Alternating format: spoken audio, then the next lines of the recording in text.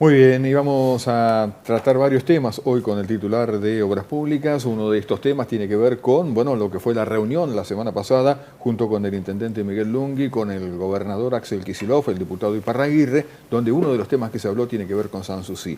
¿Cómo se avanzó en este sentido? No, bueno, fue una reunión que fue convocada, fue solicitada fundamentalmente por el intendente para tratar de ver cómo podíamos llegar a actualizar algunas de las deudas que la provincia tenía con el municipio. Estas deudas fundamentalmente tenían que ver con el atraso que existía con lo que se llama la Ley de Paisaje Protegido, en el que el municipio había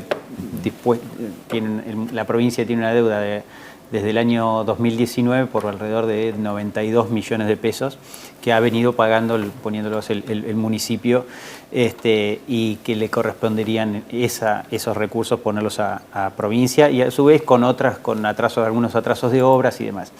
En ese momento, también cuando el gobernador accede a darnos la reunión, también se incorpora la posibilidad de hablar de otros temas en el que estaba involucrado también lo de Sanssouci.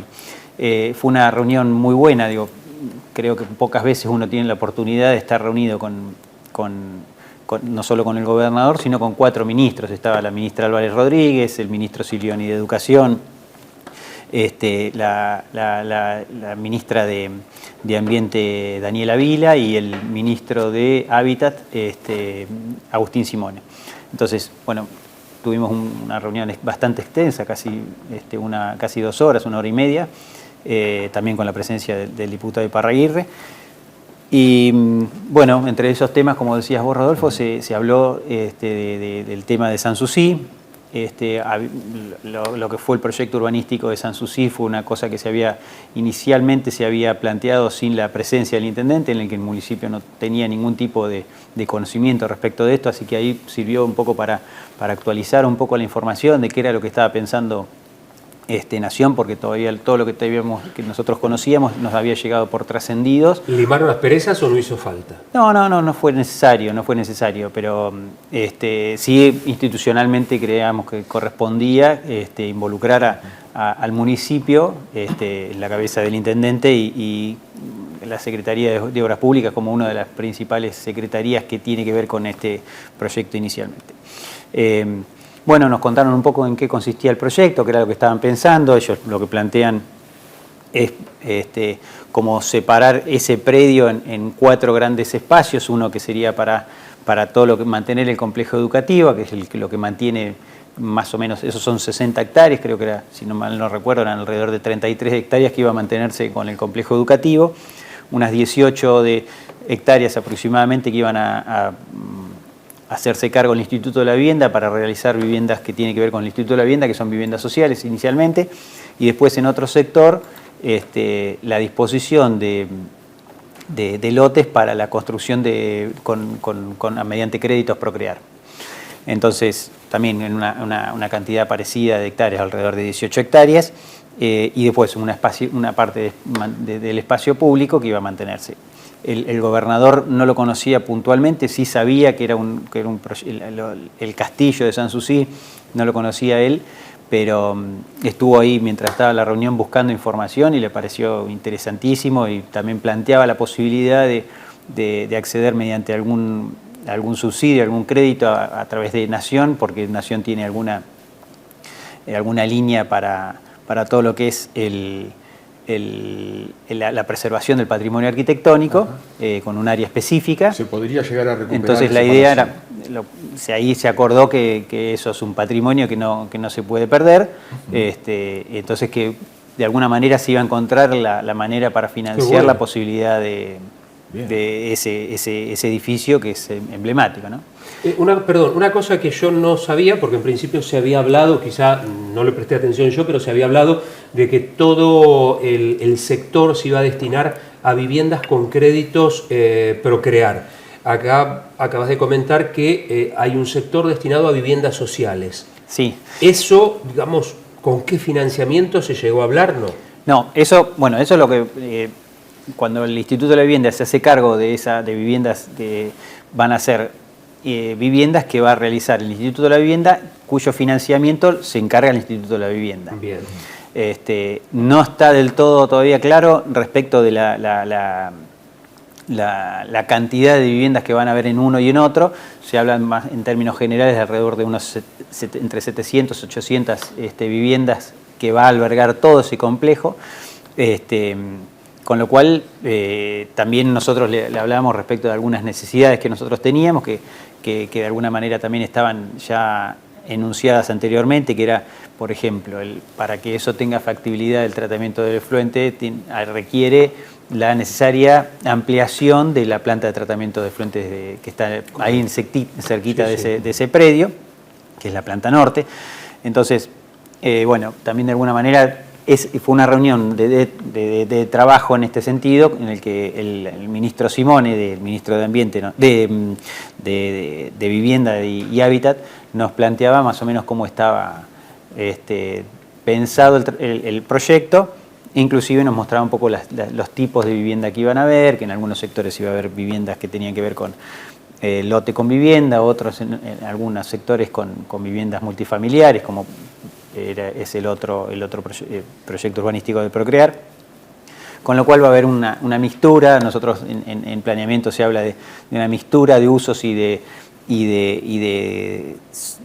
sectores sociales que van a estar involucrados en ese sector.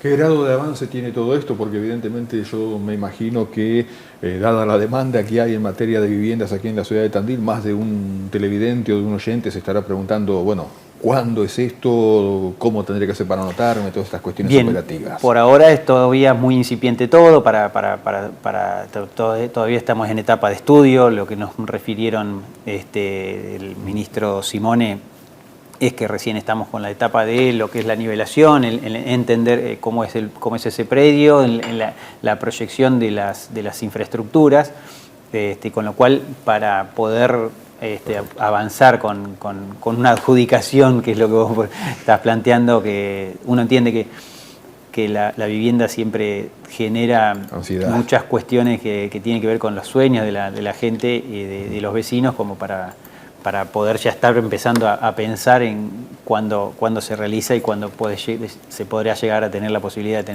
acceder a una vivienda, a un lote. Con respecto, ya hacemos la pausa, por ahí dejamos alguna pregunta, con respecto a el pedido concreto que se hizo para que la provincia, le pague al municipio la deuda que ha ido contrayendo. ¿Alguna respuesta en ese sentido? Sí, hubo un avance respecto de que hay un expediente, la deuda está como anualizada. El primer año del 2019 son 13 millones de pesos, después va incrementando los montos, porque esos son deudas que tienen que ver con el pago de trabajadores que son de las canteras que el municipio absorbió, y entonces eso anualmente va incrementando sus costos.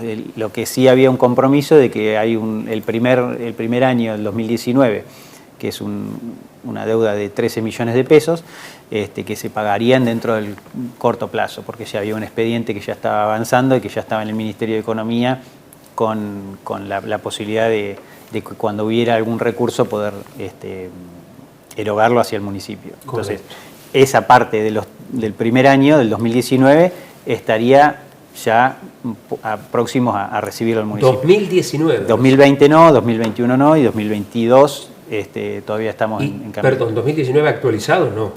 No, a valores históricos. Anda de ver patente del 2019, a ver cómo sí, se la actualiza. A ver si no lo actualizan o no tiene nada que ver la FOSE, pero un comentario nuestro. Claro. En fin. Cosas que pasan.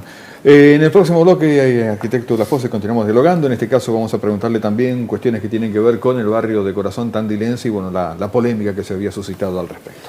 Titular de Obras Públicas de la Comuna, el arquitecto Luciano Lafose. Bueno, uno de los temas que teníamos previstos para este bloque está vinculado con la situación del predio donde de Corazón Tandilense proyecta un barrio. Bueno, ha habido novedades en las últimas jornadas, algunas resoluciones o por lo menos informes por parte de la Autoridad de Agua de la provincia. Sí, nosotros, por ahí para poner en contexto, había un pedido de hacer una urbanización en un sector en el que era la antigua traza del arroyo Blanco, en el que nosotros solicitábamos, si bien tenía una aprobación de la factibilidad hidráulica por parte del ADA, nosotros hicimos una nueva consulta, a ver si habían contemplado el informe de hidráulica que había anteriormente respecto de que eso era una zona que si no tenía una regulación por la posibilidad de crecida, que tenía riesgo de inundación todo ese sector. Con lo cual, como decías vos, el viernes nos informaron por parte del ADA, en el que bueno, nos dieron una especie de respuesta un poco convincente todavía para nosotros, estamos estudiando porque recién la recibimos el viernes, yo no la pude ver el viernes por motivo del viaje que estábamos comentando, pero respecto como que de alguna manera el ADA delega en el profesional el estudio que realizó y que él da cuenta de que el Arroyo del Blanco, el entubamiento del Arroyo del Blanco puede albergar el excedente hidráulico, sin contemplar nada de lo que nosotros estábamos planteando respecto del estudio que planteaba hidráulica, ¿no? Entonces, ahí tenemos que pensar, estamos viendo a ver cuál es la respuesta que solicitamos a provincia para que precise un poco mejor esa respuesta. O sea, hidráulica podría decir otra cosa de acuerdo a lo que planteó antes. De hecho, en el año, cuando se hace el estudio del entubamiento, que es en la década del 70, se plantea que eso debería tener aguas arriba un entubamiento, una regulación. Para que regule la cantidad de agua que puede llegar a entrar en ese entubamiento. Esa regulación no se hizo el entubamiento, no se hizo nunca esa regulación. Entonces, lo que se entiende es que, bueno, ese estudio está realizado por hidráulica, entonces, y en el que plantea la necesidad de que exista esa regulación.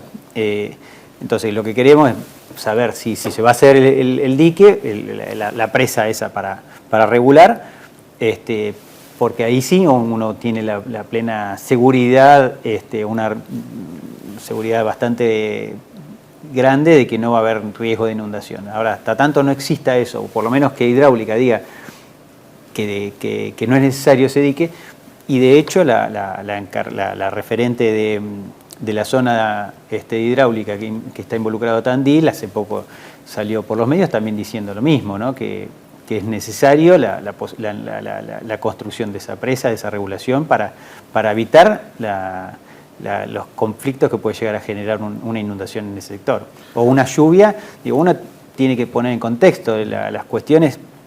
Ahora, cambio climático mediante, que las lluvias son mucho más intensas de lo que eran en otros momentos. Uno entiende que la cantidad de milímetros anuales más o menos se mantiene estable, porque uno tiene estudios que tienen que ver con cómo ha sido la cantidad de lluvias históricas. Ahora, lo que uno también sabe es que muchas veces esas lluvias se producen en menor cantidad de tiempo. Entonces, todo lo que es el sistema de desagües pluviales está diseñado para una determinada capacidad de albergar crecidas, ¿no? Entonces, correcto. Bueno, de alguna manera lo que queremos es tratar de ser lo más precisos posible, entendiendo que son tandilenses tanto los que van a vivir ahí como los que pueden llegar a sufrir algún impacto por las construcciones que se puedan hacer en ese sector. Correcto. Bien, otro de los temas está vinculado con la implementación del sistema de contenedores. Ya va prácticamente un mes y medio, casi 2 meses que están funcionando. Bueno, ¿cuál es la evaluación que realizan desde la comuna? Nosotros creemos que que ha tenido una muy buena implementación. Teníamos dudas respecto de, como siempre, que uno involucra cuestiones que tienen que ver con el cambio de la dinámica familiar, porque uno va a cambiar la manera en que termina sacando los residuos. Uno requiere también del acompañamiento de los vecinos. En cuanto a eso, nosotros hemos tenido muy buena repercusión. Me parece que ha tenido un buen impacto, inclusive entendiendo que el momento era bastante crítico en el momento en el que lo estábamos poniendo en práctica, porque eso fue en vacaciones de invierno, en la que podía llegar a existir algunas complicaciones. Nosotros confiábamos naturalmente en lo que nosotros habíamos estudiado y lo que habíamos realizado. Entonces, sí, en cuanto a todo lo que es el sistema de contenedores, tanto nosotros como municipio como la empresa, tenemos un contacto muy fluido con los vecinos y ha mermado muchísimo la demanda del servicio de la recolección. En un doble sentido, tanto sea en los lugares en los que está afectados por el propio sistema de contenerización, como también en otros sectores en el que, de la recolección que habitualmente realizaba el turno mañana, en el que los trabajadores se están concentrando en una porción más chica de territorio, con lo cual se está realizando mucho mejor también el trabajo en ese otro sector. Luciano Lafosse, la última pregunta, por el secretario de Planeamiento y Obras Públicas, por el tiempo, la última pregunta tiene que ver con lo que está pasando en la ruta 226. El arreglo en las rotondas, lo cual hace, bueno, una especie de embudo del tráfico que ya era complicado antes y que ahora se ha complicado mucho más. ¿Se puede tomar alguna intervención en ese lugar? Obviamente acá entiendo que Protección Ciudadana y Obras Públicas, entre los dos por ahí se puede llegar a planificar algo, además teniendo en cuenta que la ruta 226 es jurisdicción nacional. Claro, el gran condicionante que nosotros tenemos ahí es la necesidad de interactuar con Nación, y porque ya, si bien es una ruta nacional, uno tiene claro que buena parte del tránsito que tiene la ruta 226 en ese sector es tránsito urbano. Nosotros, cuando se hacen las obras que se están haciendo, es la remoción de algunas de las losas de 4 de las rotondas que están en la travesía urbana, en la que ya terminó la de Falucho, ahora se está trabajando en Rauch. Lo que eso implica es un desvío, cuando se trabaja en Rauch, un desvío en lo que sería Actis, Espora, hasta la rotonda, hasta la rotonda que uno tiene que ir por la colectora hasta la rotonda, casi hasta la rotonda de Arragueira. Si bien hay un acceso anteriormente, eso implica un trayecto bastante grande que involucra el desvío y el lentecimiento, porque por ahí las colectoras no están, tienen estacionamiento y por ahí a uno le toca un camión, entonces terminás enlenteciendo mucho. Nosotros, si bien tanto la empresa que fue adjudicataria, como la gente de la concesionaria vial nos consultó respecto de cómo podía llegar a mejorar el sistema de desvíos. Nosotros tuvimos alguna intervención a modo de consulta, no porque nosotros tuviéramos que definir eso, en el que nosotros dimos nuestra opinión respecto de cómo debería hacerse en los desvíos. Lo que tampoco encontramos son demasiadas alternativas, porque si no terminás metiendo mucho del tránsito dentro de lo que es la trama urbana. Con lo cual, si bien, como decía recién, se nos consultó, no se encontró mejor manera, tanto nosotros como la empresa que es concesionaria, para mejorar las condiciones. Ahí lo que tenemos que tener en claro que son obras, que esas obras generan conflictos. Un dato que nosotros hicimos cuando nosotros hicimos el estudio de mejorar la rotonda de Actis, que fuimos a hablar con Nación, nosotros hicimos un estudio de flujo y por día en la rotonda de Actis entran 41.000 vehículos. Entonces esos 41.000 vehículos de alguna manera están impactando por todas estas obras, lo cual habla a las claras de la necesidad de realizar que ya una intervención de una rotonda a nivel ya no es más la posibilidad, una opción, sino que lo que la propia gente de Vialidad de Nación nos planteaba es que ahí ya tenemos que estar pensando en una intervención a distintos niveles, ¿no? Bien. ¿Cuál es el plazo de obra para cada una de las rotondas? Fueron casi 2 meses que tardó la de Falucho. Lo que nos contó la gente de Vialidad y de la concesionaria era que tenía alrededor de 45 días de obra y algún tiempito más para lo que sería el fraguado del hormigón. Esas son losas de hormigón que son las que se están haciendo ahí, que se están removiendo.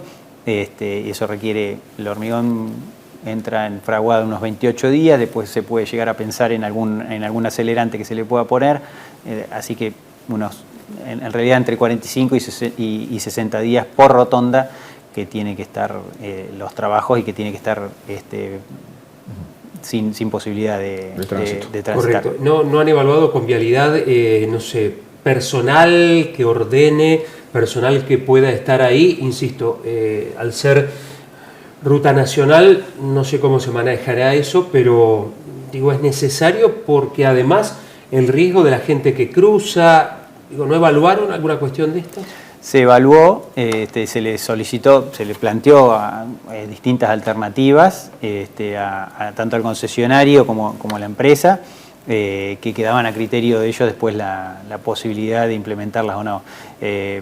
Terminó no siendo necesario, inclusive una de las cosas que nosotros planteábamos era que se informara antes de la rotonda de Ruta 74 y Ruta 30, como dando la posibilidad de que si algún vehículo que viniera del lado azul hacia Balcarce o viceversa, pudiera tomar una alternativa sin tener que pasar por la ciudad.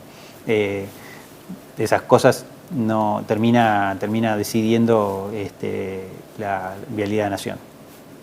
Bien, creo que le tenemos que agradecer. Exactamente, quedan varios temas, pero estamos complicados con los horarios, ¿no? Lo hemos paseado, Luciano, por varios temas. Gracias por molestarte hasta acá. No, por favor, una cosa que por ahí el otro día pasó desapercibido era que en la reunión con el gobernador, tanto el gobernador como el ministro de Ambiente se comprometieron a completar lo que eran las 24 viviendas. Nosotros estamos ahora en un proceso de adjudicación de 24 viviendas de un convenio que habíamos firmado hace 3 meses con el ministro Simone, y esa era una primera etapa y ahora se comprometió el viernes pasado a realizar una segunda etapa, con lo cual de las 24 van a pasar a ser 48 viviendas, lo cual es una buena noticia en esto que estábamos hablando recién, Rodolfo, de las expectativas que genera todo lo que tenga que ver con la vivienda. Estos son también viviendas que van a estar con la misma tipología de vivienda y que van a estar financiadas por el Instituto de la Vivienda de la Provincia. ¿Siempre hay en Arcoiris? Siempre en Arcoiris, eso eran 3 manzanas que contemplaban las 48, el proyecto de 48 viviendas que van a estar completadas con cada una de esas, van a estar las 3 completadas. Nosotros ya estábamos pensando en la infraestructura, a ver cómo hacíamos, si poníamos la mitad o no. Ahora nos resolvió tema. Bien. Genial. Así que bueno, van a ser 48 en total. Luciano, muchas gracias. No, Muy por favor. amable. Luciano Lafosse, charlando con nosotros, secretario de Planeamiento y Obras Públicas. Muy bien, es ahora 9 de la mañana, 11 minutos. Le agradecemos, por supuesto, Claudio, a la gente de Minisuitis, que nos ha traído este desayuno muy rico en el día de hoy.